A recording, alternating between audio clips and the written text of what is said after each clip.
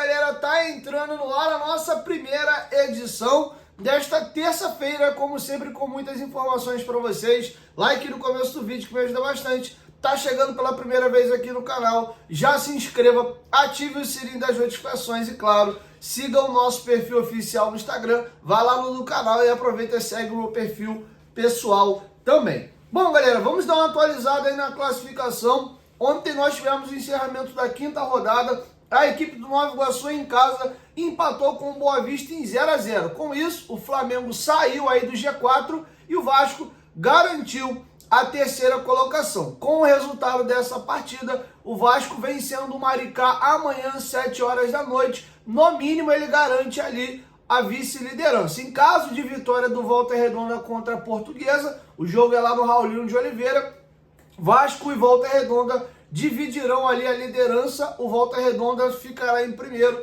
pela questão do critério de desempate, já que tem uma vitória a mais que o Vasco. Em caso de empate na partida do Volta Redonda ou uma vitória da Portuguesa, o Vasco vencendo o Maricá, ele assume a liderança. E aí o campeonato está com um detalhe interessantíssimo. Nós temos 1, 2, 3, 4, 5 equipes com 6 pontos. O Madureira, que é o vice-lanterna, tem 5, ou seja, nós podemos ver uma movimentação maluca na próxima rodada. O próprio Nova Iguaçu, que é o último time dentro do G4, com 8 pontos, tem 3 pontos a mais só que o vice-lanterna. Ou seja, dá para acontecer absolutamente qualquer coisa nesse campeonato. Até os grandes que estavam dados aí como, vai ser difícil classificar todo mundo. Hoje é bem tangível que pelo menos 3 se classifiquem. Para classificar os 4, aí o problema é tirar essa pontuação do Maricá. E justamente quem tem menos pontos dos grandes clubes faz um confronto direto justo nessa rodada. Se, por exemplo, o Vasco vencesse o Maricá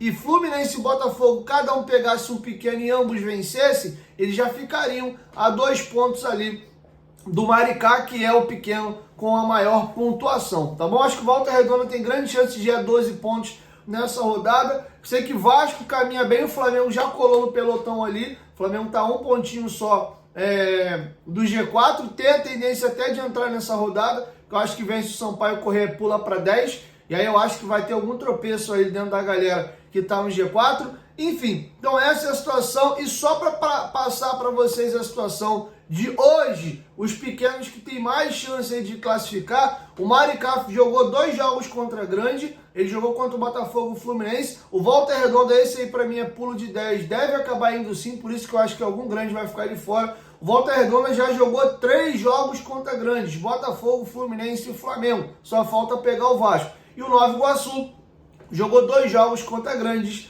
Vasco da Gama e Flamengo. Quero te ouvir, deixa a sua opinião aqui embaixo nos comentários. Quantos grandes vocês acham que classificam e quais? O meu palpite aqui é que Vasco e Flamengo classificam. Não consigo cravar se Fluminense e Botafogo classificarão e se um dos dois passarem, qual deles vai ser, tá? Vai depender muito aí. O Botafogo vai fazer já no final de semana agora uma final aí de Supercopa com o Flamengo. Acho que o Botafogo até já se acostumou e está doutrinando a sua torcida a abrir mão do campeonato estadual. Nos 2 últimos anos eles não classificaram para as semifinais. Talvez o Fluminense precise dar, um retorno ali, porque é ano de eleição no Fluminense.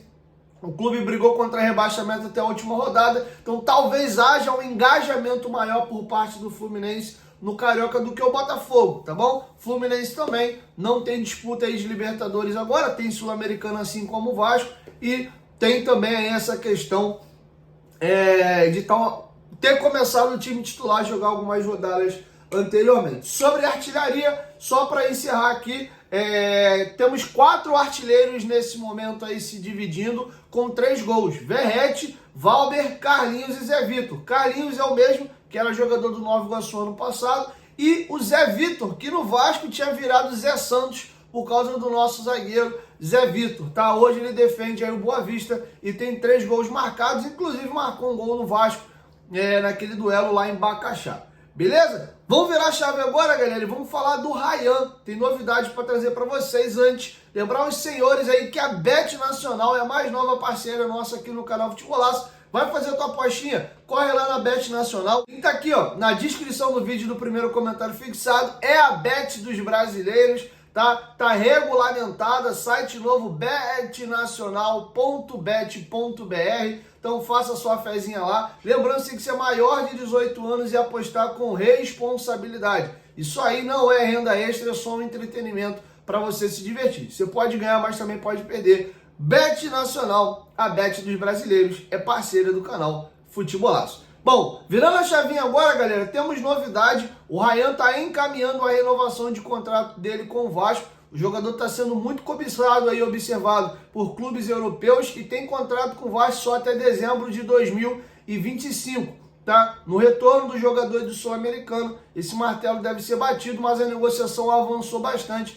e o Ryan deve ter esticado o seu vínculo aí com o Vasco. A ideia é renovar o contrato para se preservar, para o Vasco poder fazer com tranquilidade a venda dele para o futebol europeu. Lembrando que com o atual vínculo ele pode fazer um pré-contrato a partir de 1º de julho e deixar o Vasco de graça. Hoje o Ryan é o maior ativo dentro do Vasco em termos de recursos financeiros, beleza? Quero te ouvir, deixa sua opinião aqui embaixo nos comentários sobre essa situação. E ainda falando sobre o Ryan, infelizmente o Ryan foi vítima aí de racismo na partida contra a Venezuela. O jogo de estreia, o Brasil perdeu de 6-0 para a Argentina. Segunda rodada venceu a Venezuela por 2-1, o Ryan ficou no banco nesse jogo e quem ganhou a oportunidade como titular foi o Leandrinho e a seleção venceu por 2-1. E o Ryan acusou ali um jogador da seleção da Venezuela de ter cometido um ato racista com ele e ter o chamado de macaco. E aí o Vasco se posicionou nas suas redes sociais e o Ministério do Esporte também. Aspas aqui para o posicionamento do Vasco.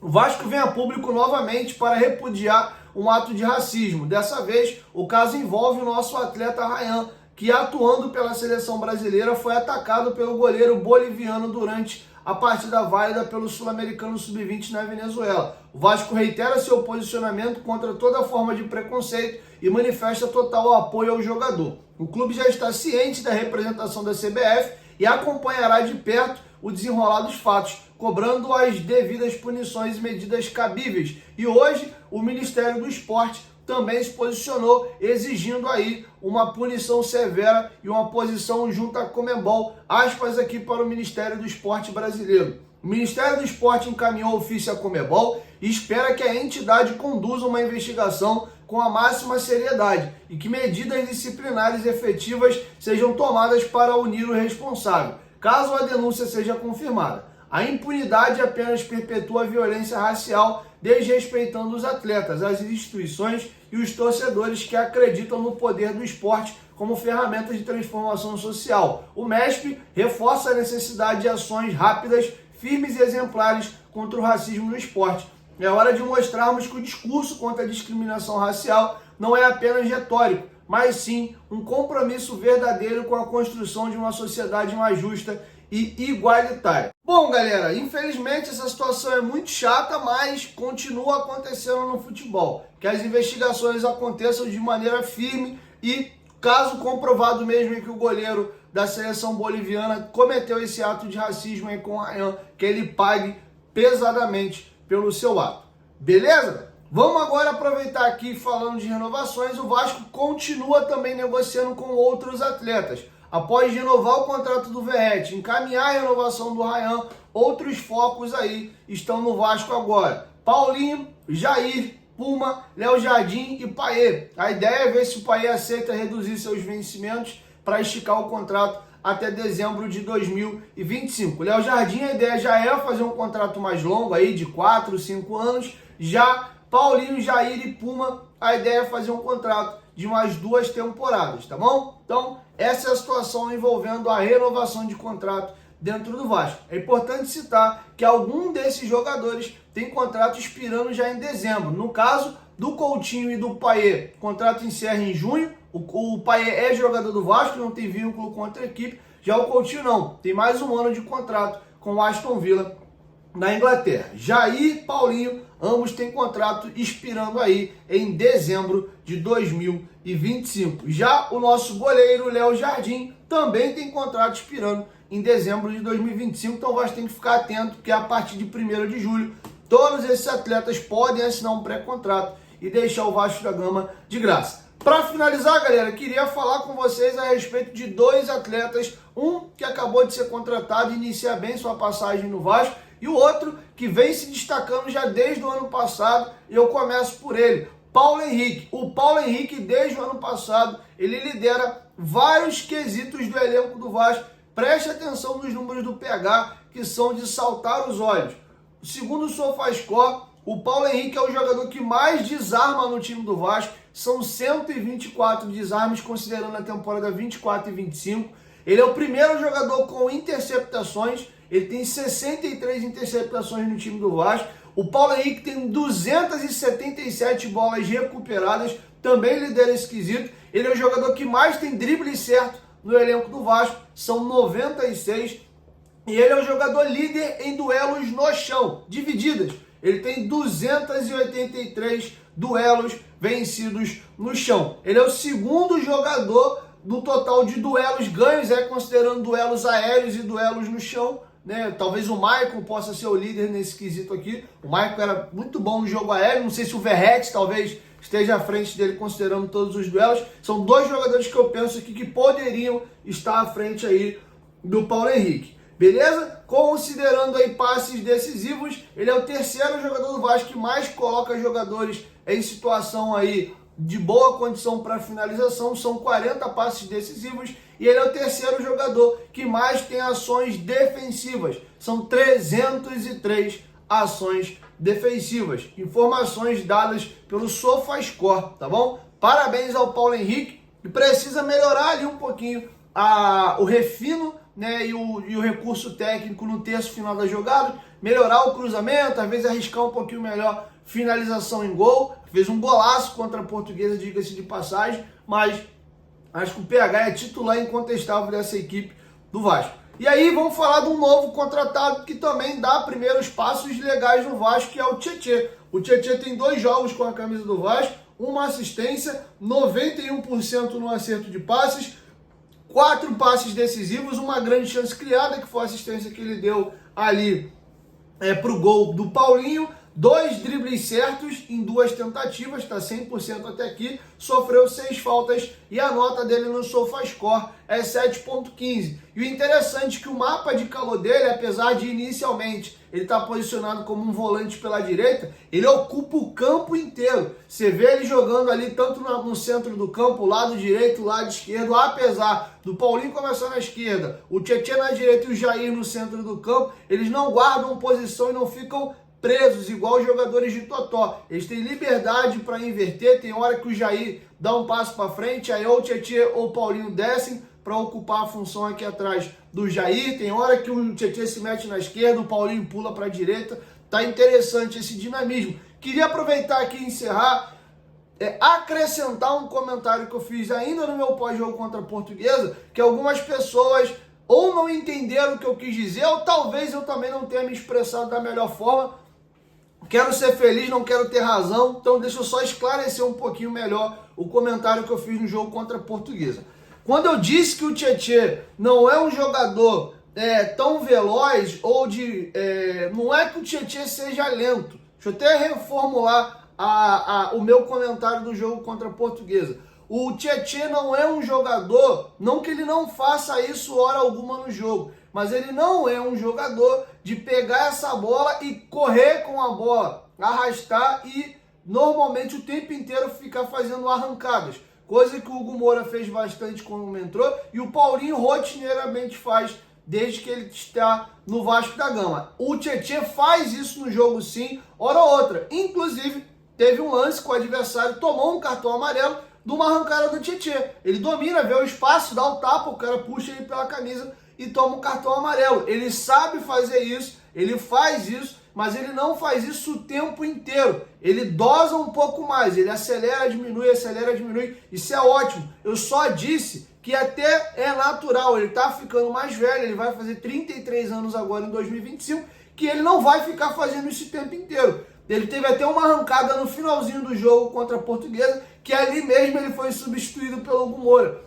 A jogada acabou até com um passe errado do Verratti. O Verratti tentou achar essa bola ali para dentro da área, errou, o Tietchan já saiu esbaforido lá no fundo. Mas se você olhar o jogo inteiro, ele mais tenta trabalhar essa bola se movimentando, ele não toca e fica parado, ele toca e passa, mas ele pegar essa bola, sair correndo para driblar um 2, o único jogador que tem costume de fazer isso frequentemente no elenco do Vasco, nesse time titular do Carille até aqui, é o Paulinho. O que eu quis dizer foi isso. Aí já teve gente distorcendo o que eu falei. Ah, não, o Dieguinho tá falando que ele é lento, que ele não tem arrancada, que ele tá velho. Peraí, galera, vamos ter um pouquinho mais de boa vontade e prestar um pouquinho melhor atenção no que a gente comenta aqui, tá bom? Então, aproveitei para complementar, porque eu vi que teve algumas reclamações nesse sentido.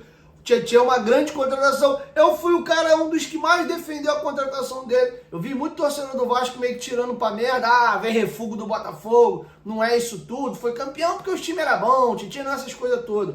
Eu já sempre tratei o Tietchan como um jogadoraço e vou além. Eu acho que nessa primeira janela aí do ano, o Tietchan foi uma das maiores contratações feitas dentro do mercado brasileiro. Não é a primeira, segunda, terceira, mas uma grande transação de um jogador de um clube para o outro a nível nacional. Você pode colocar sim aí o Tietchan na lista. Mais para baixo, mas ele tá no bolo ali, tá? O Tietchan é um grande jogador. Você pega pela entrevista coletiva dele, como a sala estava lotada, como todo mundo trata ele como um jogador vitorioso, campeão de grande carreira. Ele mesmo se porta dessa maneira. Então, vamos devagar com a dor aí. Aqui quem fala é um fã do Tietchan e quem defendeu a contratação dele desde o início. É só voltar nos vídeos aí, pegar quando saiu o nome dele no Vasco. Falei, pô, meu irmão, se o Vasco fechar o Tietchan, é estouro do balão. Principalmente se for o Tietchan e o Danilo Barbosa, porque a informação do Luiz Roberto na transmissão na Rede Globo é de que o Vasco tentava a contratação dos dois. Eu falei, aí fechou. A gente vai ter um dos melhores elencos, os melhores meio-campos aí do futebol brasileiro com tranquilidade. Vai ficar coisa linda. Inclusive, quiser vir, ainda tem volta, cria. Tá bom? Então é isso. Tem volta não, tem vaga. Então é isso, assim eu vou encerrando com vocês a nossa primeira edição. Logo mais eu chego com a segunda e a última do dia, beleza? 1, 2, 3, futebolaço. Tamo junto, família. Qualquer momento, de volta mais, tamo junto. Valeu, fui!